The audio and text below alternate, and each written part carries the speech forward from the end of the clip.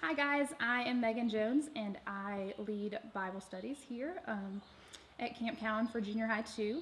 And I am in the pavilion by the dining hall.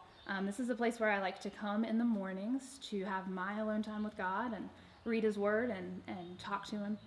So I thought I'd do the Bible study from here. So we're going to talk about how do we honor God with our lives. What I'm going to tell you is, well, it may sound simple, but it's kind of hard to live out on a daily basis. So how do we honor God with our lives? Well, it's a little four-letter word, love. And I don't mean the mushy romantic love, but putting someone else before yourself kind of love. In fact, Jesus tells us in John 15:12 and 13, when he says, "My command is this, love each other as I have loved you. Greater love has no one than this, that he lay down his life for his friends."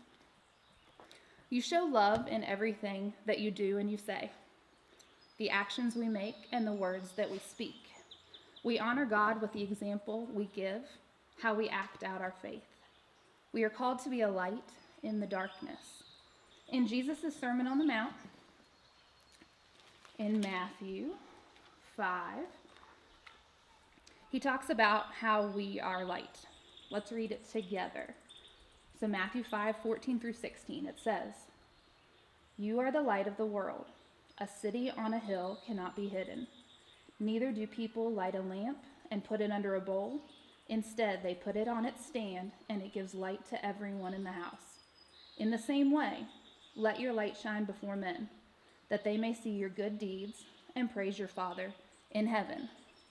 So we are called to be light, to show people Christ in us. I've been reading a book lately. It's called Thou Shalt Not Be a Jerk by Eugene Cho. And I'm going to read a little excerpt from the book, and it really hit me. It was like God smacked me in the face and said, "Megan, are you listening here?" So let me read this part to you. It's called The Consequences of Being Obsessed with Winning. "Even after tearing both Achilles tendons and blowing out both knees playing basketball over the years, I still can't get enough of the sport. As I tell my kids, Jesus is Lord, but ball is life. As such, I do love a good game of pickup basketball. One particular game stands out in my mind. I'm thinking it was probably around 2006, and my 5'8" self was ready to hoop. Okay, 5'8" is being very generous, but with shoes and puffed up hair, I can hit that height easily. My team at the time was Quest Church, and my position was lead pastor and also self-appointed point guard.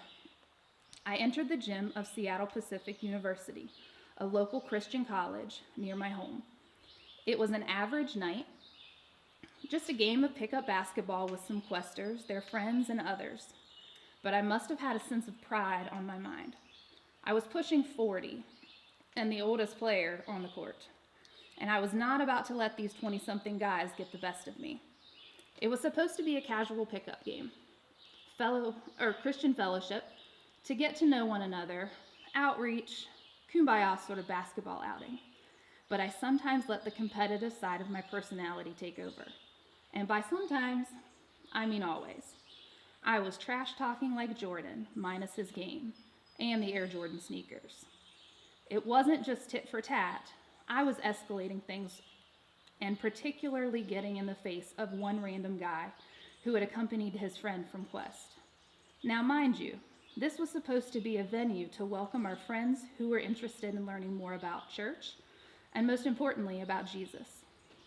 Anyway, after this fateful basketball game, one of the other players, a man in his mid-20s, came up to me and said, "I know who you are. I know you're a pastor. In fact, I've been checking out your church. How you acted on the court today was absolutely embarrassing. Because of you, I don't know if I'd ever come back to not just your church, but any church." Wow, that was a wake-up call. I was embarrassed. I knew what this man had said was true, and I was immediately convicted and profusely apologized. Later, a longtime Quest member who was at that game followed up with me as well, and then another. What had gotten into me?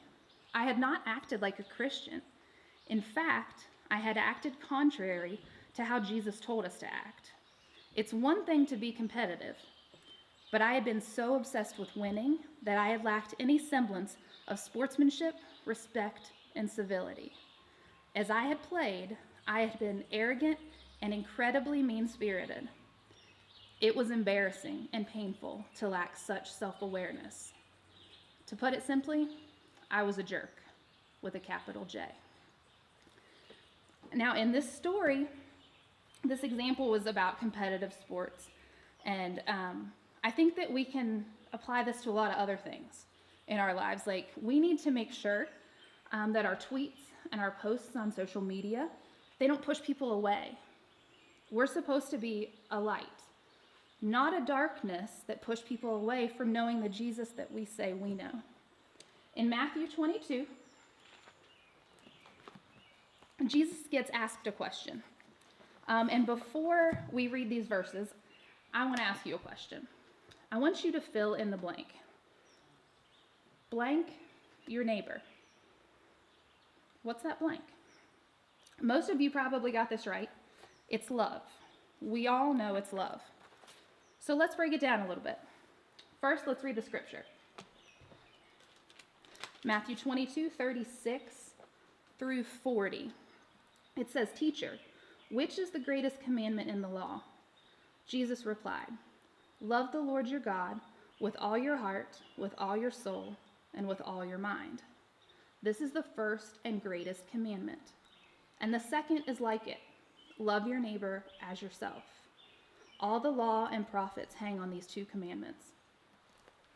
So, in this verse, this is how we honor God. To love him and to love others. So let's go back to our fill in the blank. Blank your neighbor. Who is your neighbor? Your neighbor is the person at the grocery store, the worker. Your neighbor is the students in your class with you. Your neighbor is your teacher, your dentist, your doctor. Maybe it's the athletes on a rival school sports team. Maybe it's the person that walks past you in Walmart. It's the person who doesn't believe exactly the same as you. It's your third grade best friend who you don't hang out with anymore because you had a fight. I figure we could go on and on about who is our neighbor. But to put it simply, everyone is your neighbor. Everyone. No exceptions. So let's go back to our fill in the blank. Blank your neighbor. We all know that the blank is supposed to be filled with love, but do we fill it with other things? I think we fill it with things like yell at your neighbor, put down your neighbor, gossip about your neighbor, ignore your neighbor, bully your neighbor, judge your neighbor, roll your eyes at your neighbor, neglect your neighbor, shun your neighbor, belittle your neighbor, hurt your neighbor, think you're better than your neighbor, compare yourself to your neighbor, avoid your neighbor, discredit your neighbor, slander your neighbor, mock your neighbor, talk down to your neighbor, make fun of your neighbor. Do we do these things more than we love? Are we honoring God? Let's choose to put other words in that blank. Words that could replace love in a way that we could honor God. Like care for your neighbor. And listen to your neighbor and smile at your neighbor. Get to know your neighbor. Serve your neighbor. Encourage your neighbor. Comfort your neighbor. Consider your neighbor. Be friendly to your neighbor. Help your neighbor. Try to understand your neighbor. Invite your neighbor. Share with your neighbor. Watch out for your neighbor. Pray for your neighbor. Build relationships with your neighbor. So it all comes down to this. To honor God with our lives, we have to love. We need to love God, and we need to love others. If you do that, you'll be a light in the darkness. People will know there's something different about you, and that will open the door to share Jesus with them. Love everyone all the time. Jesus said this in John 13. Oh, let me find it. 34 and 35. A new command I give you. Love one another. As I have loved you, so you must love one another.